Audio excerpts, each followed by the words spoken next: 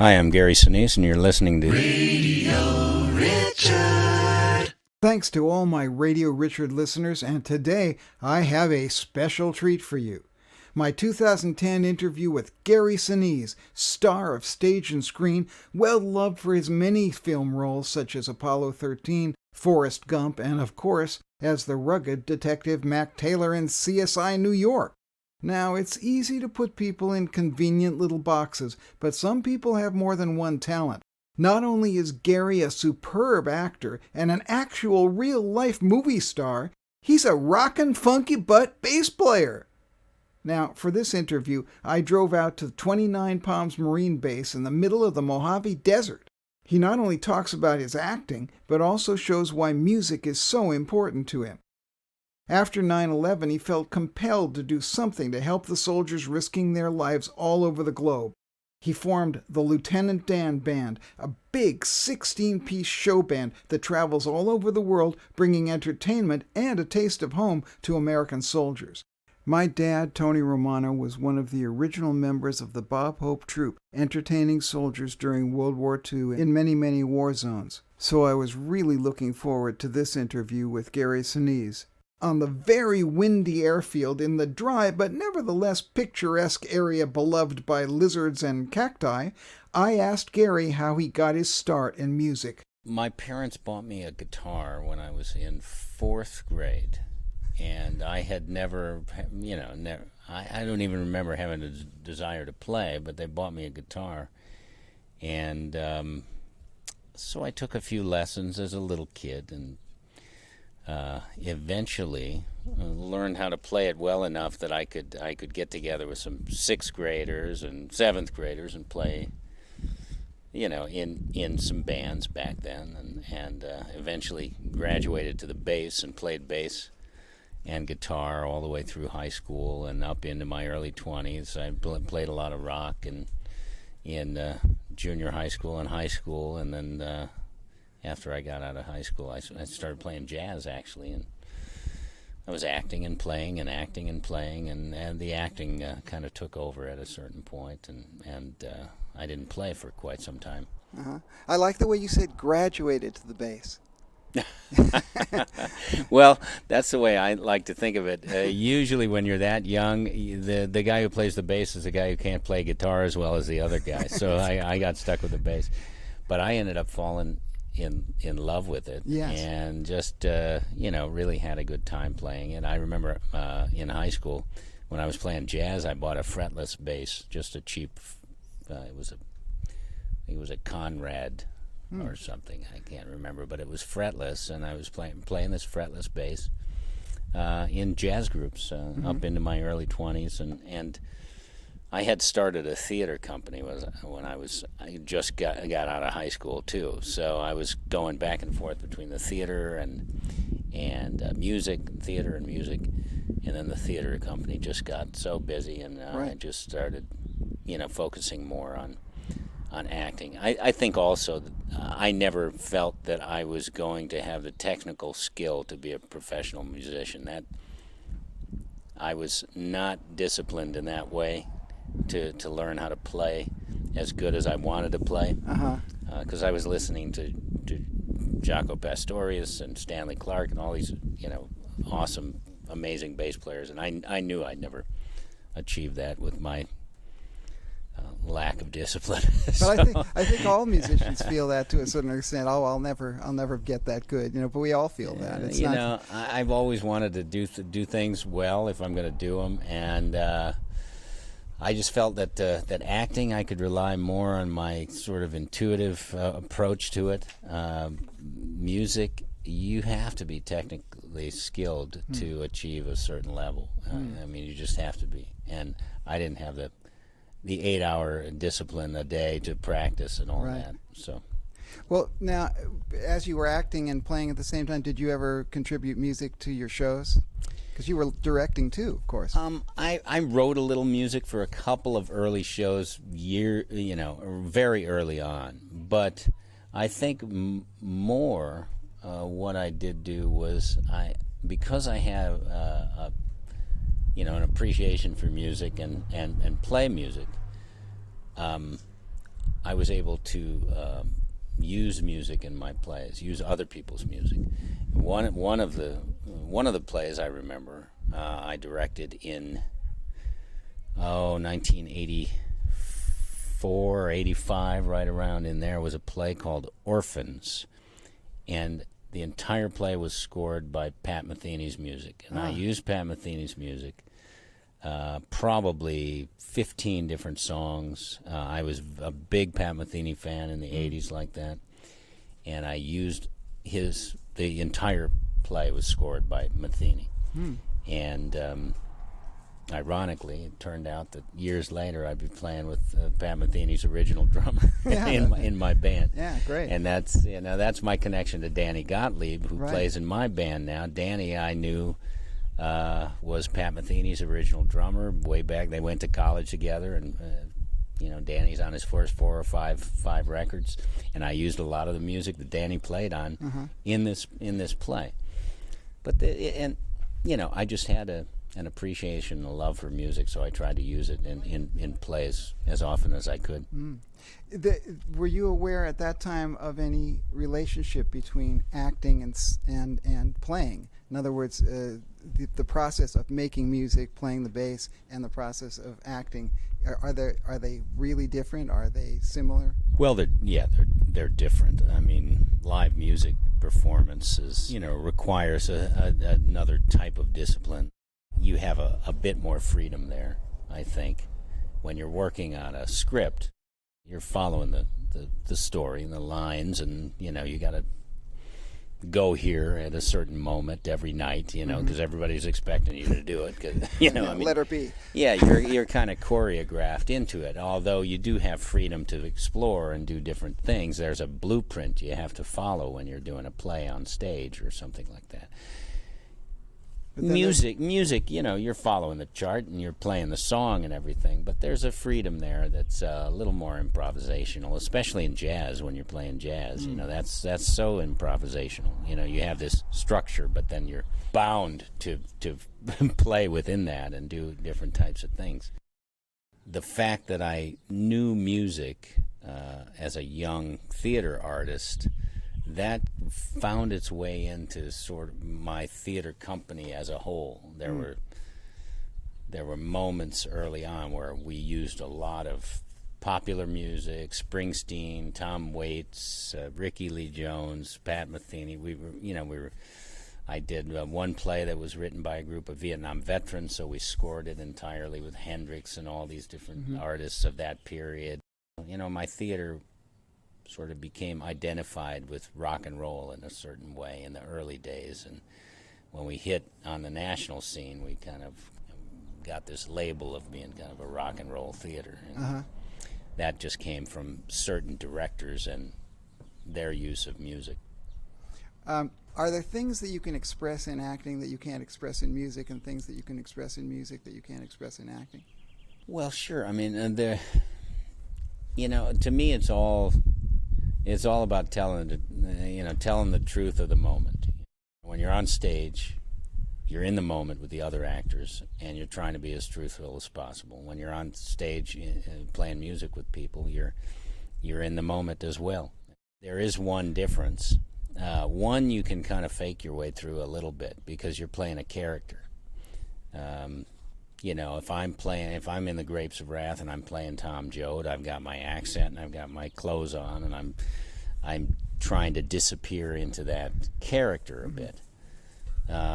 So Gary could be feeling tired or depressed that day or whatever it is, but Tom Joad's got to be a certain way that night for the play to work. But at the same time, I've seen the stuff on the internet of your band, and it's pretty joyous, it's pretty happy, it's pretty up. Whereas obviously you could be feeling bad one night, you could have the flu, but you still you act very well. That's the thing about the music is kind of a release. It's me. It's Gary. It's not Tom Joad or Lieutenant Dan or something like that.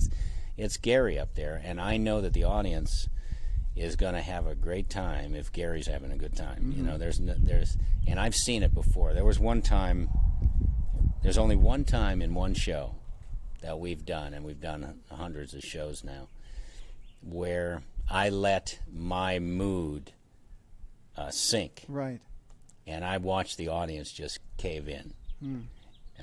Because what had happened, we were overseas, and we were playing an outdoor concert, and there's a moment where one of my girls brings up, one of my singers, she brings up a guy and sings to him on stage.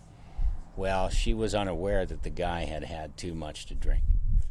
And so she brought him up, and he started flipping her around and doing all kinds of stuff, and I got upset about it, and I tried to calm him down. We got through the song, and then we started the next song, and some other drunk guy got up on the stage, and I went over, and I got mad. I said, "Get off the stage."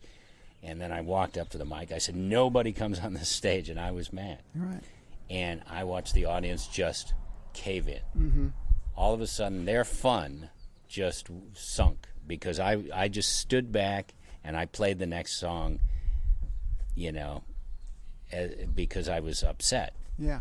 And I saw my mood change the entire audience's mood. And I know that I have to be, my mission is for them to have a good time. That's it. We play cover songs. I'm not there for them to show them all my musical composing skills or anything like that. I'm there to entertain them with cover songs that they're going to enjoy. Right. So I have to enjoy playing them for them to really enjoy it. And I've seen it happen too many times. They come expecting a very intense sort of actor guy who's usually pretty intense in his movies and sort of, serious and stuff like that. But then within 2 seconds, they see Gary Sinise up there with a big smile on his face, hopping around the stage and having a great time. And the whole mood changes. Absolutely. So I know how important it is for me to let my personality, my real enjoyment of what I'm doing come through. And it's sincere. It's not like I'm faking it. Yeah. I love entertaining the folks. I love being able to play music for these big crowds. As a kid, you always fantasize that you're going to be like The Who or something like that and be playing for thousands and thousands of people. And now we do that. And so later in life, I get to pick up the bass again and go out there as a celebrity and draw these crowds in to come with a curiosity as to what this actor's band is going to be like. And 99.9% of the time, they're pleasantly surprised that it's as good as it is. Yeah. That kind of reminds me of one of the things my dad always said about doing the USO shows, was that, it was their distinct purpose to have as much fun as possible on stage, because these guys were doing such a, serious job that this was their release, and they wanted them to have fun. This is their chance to have some fun and to have a taste of home. Those are the things that he was talking about.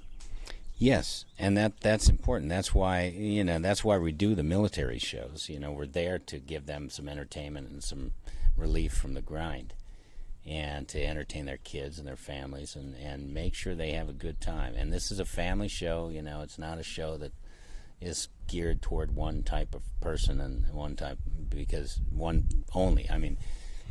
I know that we have to play a little something for everybody. So we play stuff for the kids, we play stuff for the veterans, we play stuff for the active duty folks, men, women. We have fun. It's an interactive show. It's, I wanted to put a USO show together, not just go out and play some songs. So we interact with the crowd, and I give them some fun stuff where I come down in the audience, and that's always a thing for them, because they like to take pictures and have a good time that way. And I want to leave them feeling really great at the end of the show. And that has translated into our public shows, too. We'll go play a club or a casino or a festival. Sure. No matter where we are, we're trying to entertain the folks and give them a good time. Can you speak a little bit about where the initial impetus came to do this, to entertain the military? Because I know you're very passionate about that. Well, I have veterans in my family. On the Vietnam veteran side, my wife's two brothers are Vietnam veterans. I have Vietnam veteran friends. My wife's sister was in the Army, and she married a Vietnam veteran who stayed in the Army for 24 years after Vietnam. They had a tough time coming back from that war.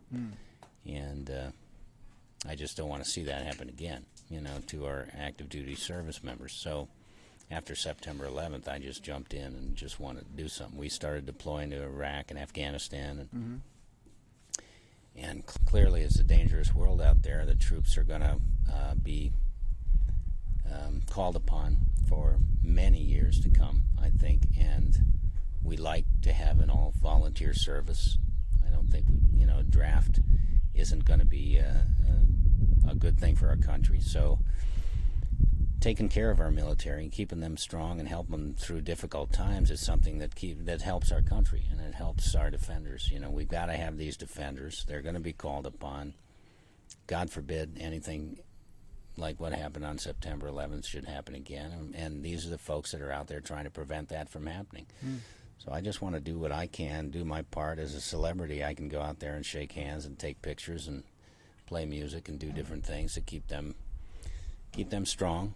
And it's a good feeling to be able to do that. I've been to so many places now and shaken so many hands and talked to so many people that I know what I'm doing is meaningful and helpful.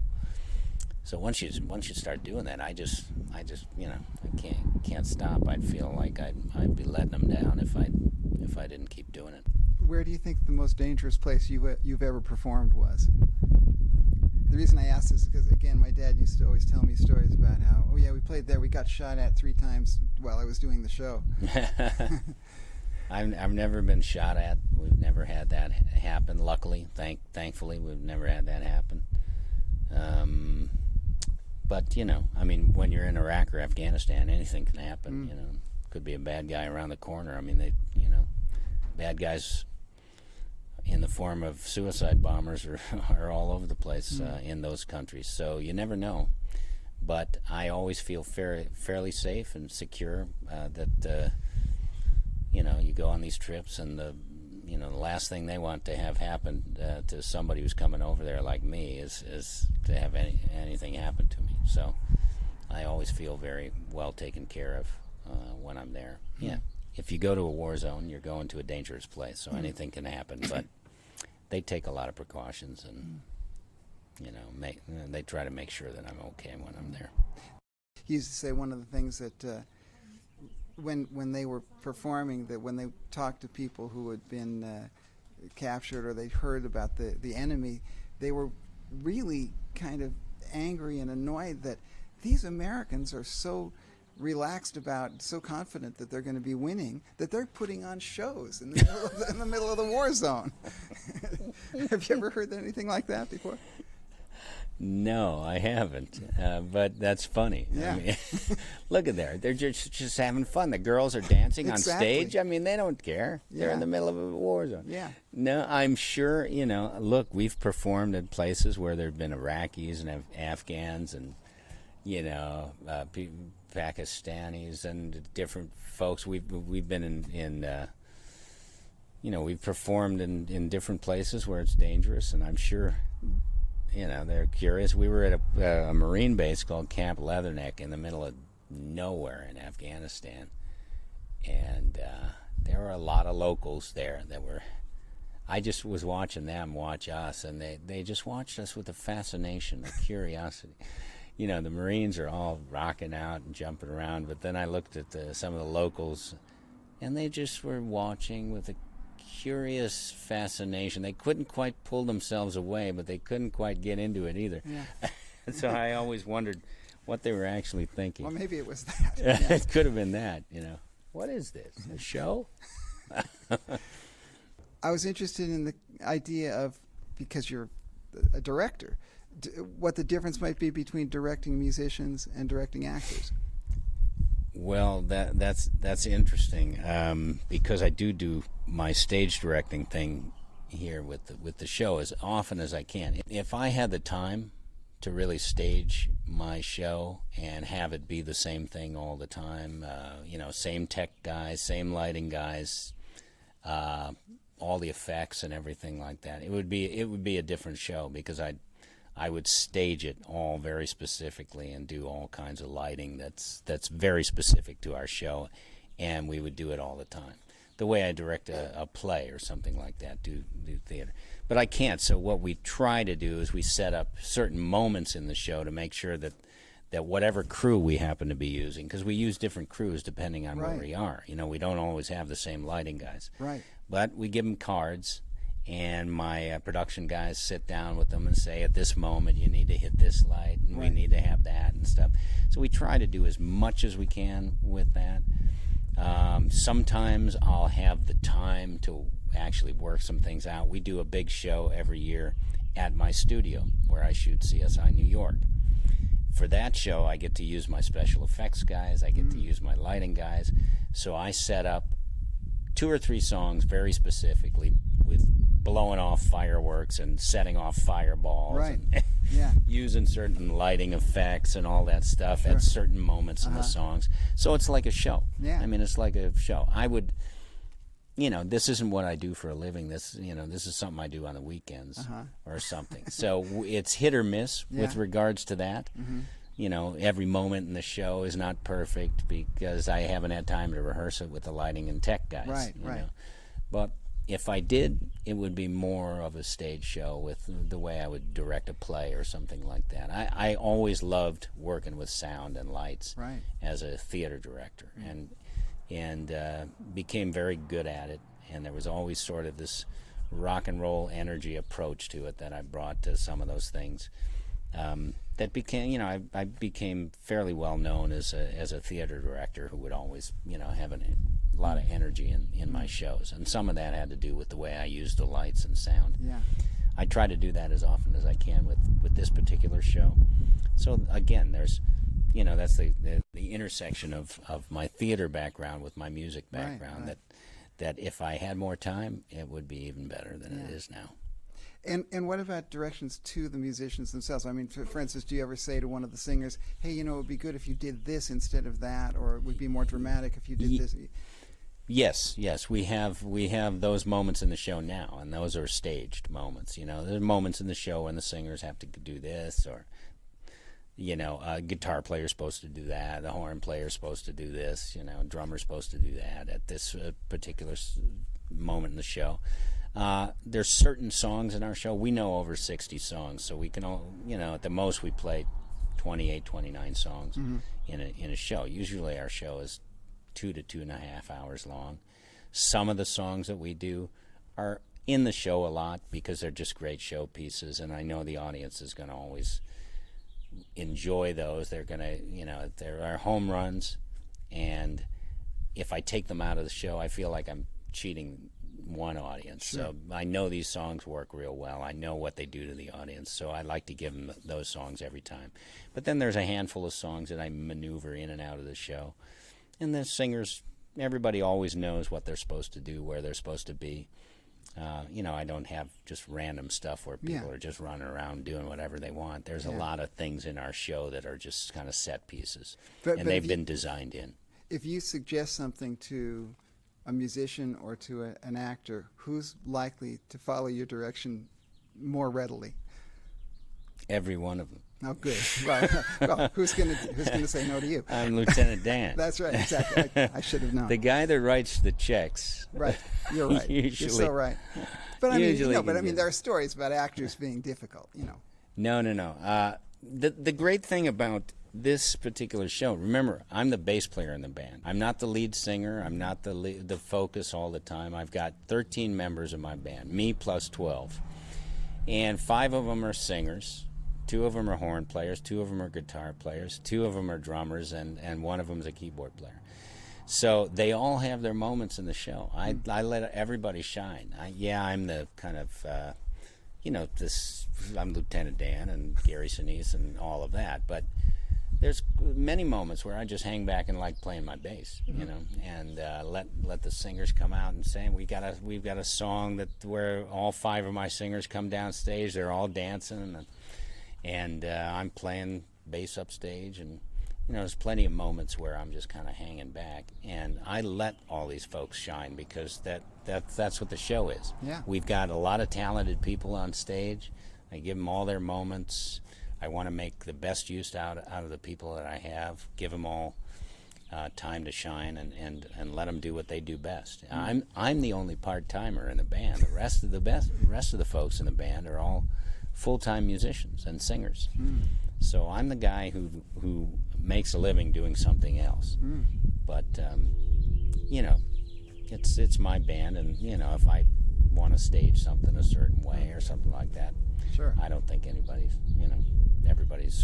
good with that, and they know who's running the band, and I always give them credit for all all the great stuff they bring to the band. Great. And as an extra bonus for you Radio Richard listeners, here's Grammy-winning Danny Gottlieb, the drummer in the band, talking about working with Gary Sinise. He's a terrific musician. He plays really well, and it's a lot of fun. I was going to ask because for a drummer, the bass player is a real important guy. So what's he like as a bass player to play with? Well, that's probably the number one criteria. How does he play as a musician? I wouldn't enjoy doing this if he wasn't a good bass player. He's got really good time. He's got a really good sound. And as he describes himself, he kind of plays within the limits of what he can do. That being said, he could make a living as a bass player, and did that before he was acting. So his time is really good, and he grooves hard, and he kind of knows what he wants to hear. And he hones me in as a band leader and as a bass player. He's rock solid. If I'm pushing or dragging, he's aware of it astutely, like a great musician would be. And he'll say, Danny, I need it just to, or he'll look at me. Even yesterday in a concert, he just kind of looked, and it was pushing a little bit, and I realized I just paid more attention to where he was laying it, and then we played really well as a rhythm section. Yeah. So that's the main thing, is it's so much fun musically because he's really good. From the video clips that I've seen, he seems to direct dynamics as well with his kind of actions towards the players, and he looks around at you, and I can see that there's some kind of little thing of saying, okay, let's take it now. Yeah, he does control it that way in terms of dynamics. I mean, like, he orchestrates kind of like an actor would, and he telegraphs things. I watch him pretty closely. He gives cutoffs and starts, and I usually count off the tempos, but he's again acutely aware of what's going on, and he'll look at me if it's kind of too loud, or if he wants to really push it, he'll just kind of give me a nod, and we're sort of communicating in that way. What's the funniest thing that's ever happened on the road with him? Oh, funniest thing on the road. Well, I mean, there's been some musical faux pas, mainly from me, because, first of all, I love to play all types of music, and, this is a cover band where we're playing the music of other people, and if you did it all the time, I could see how this could be a little tedious and almost feel frustrating because you're playing other people's music. But the fact that I'm doing a lot of other things at the same time, I get to do this. And so I kind of approach each song really like I'm in the band that did it. We play a Who song. I feel like, I'm Keith Moon for one song, and I'm trying to get that attitude. And Gary has learned the parts really authentically, so it kind of does it. We get to a Police song, I'm Stuart Copeland, and then we play a country song, and I'm a studio guy. And it's really, really interesting. So it's fun, but at the same time, Gary, it's a segued show, which means one song follows the other very quickly. It's 25 songs, and there's no breathing room. You've got to be on top of it. And he will change the songs every night. So sometimes I'll look at the list on the side of the drums, and I'll forget what song we're playing, and I'll count the wrong one off. The funny things are when I go 1, 2, 3, 4, and it's a ballad, and they all look at me.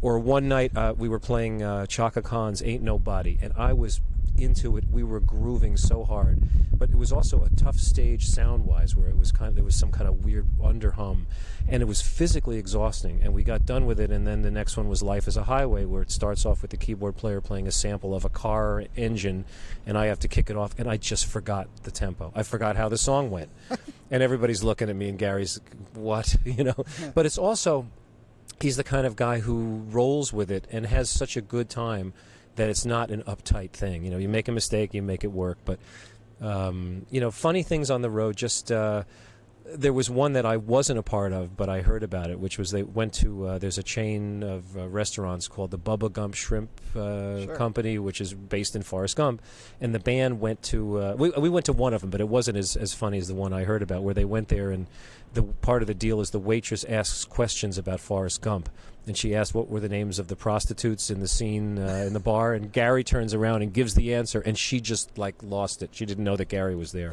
Yeah. And it's fun, or sometimes Michael T. Williamson, Bubba, will come out and entertain the troops and visit hospitals, and it's fun when people recognize those guys. And Yeah. Nothing really too crazy, but just an enjoyable every weekend adventure, and one of the most heartfelt things I've ever done. The main function that this band, that the Lieutenant Dan band does in terms of who we play for, it's mostly for the troops. And I had never even been on a military base before this happened. You know, the way that Beth, my wife who plays percussion, and I met Gary, we were playing at the Epcot Christmas show down in Orlando, and Gary was one of the narrators. And one day he said, "Didn't you used to play with Pat Metheny?" And I said, how would you even know who Pat Metheny is? And he said, "Well, I'm a bass player, and he did a play, and he used some of Pat's music." And then he asked us to play a gig that was coming up. He said, "I have a band, the Lieutenant Dan band," and I figured it's got to, how good could it be? He's a famous actor. What kind of bass player could he really be other than just like a hack for fun? And then we show up, and they sent me tapes, and it was one of the hardest gigs I ever dealt with, because at that time we were doing two almost an hour and a half shows, so there was 50 songs. And if I was playing in a wedding band where I knew a lot of these tunes, the more contemporary kind of songs that people like, I would know them. But things are charted out. It took forever to learn these songs. But the first event we did was it was for the disabled American vets, and Gary gave us a lecture saying, "Now you're going to see people that have no faces, that have severely burned, that have lost limbs. Go up and talk to them because they want to tell you their story." And it was life-changing. You go there, and sure enough, Beth was there with her best friend, who sat at a table with a guy who had just had 2 legs replaced. And Beth's best friend bonded with him, and we ended up bringing him out on stage to play tambourine on a song, and they're still friends to this day. Really unbelievable. So the mission of the band was it's become something. It's a different way to play music, and very, very satisfying. You feel like you're doing something good.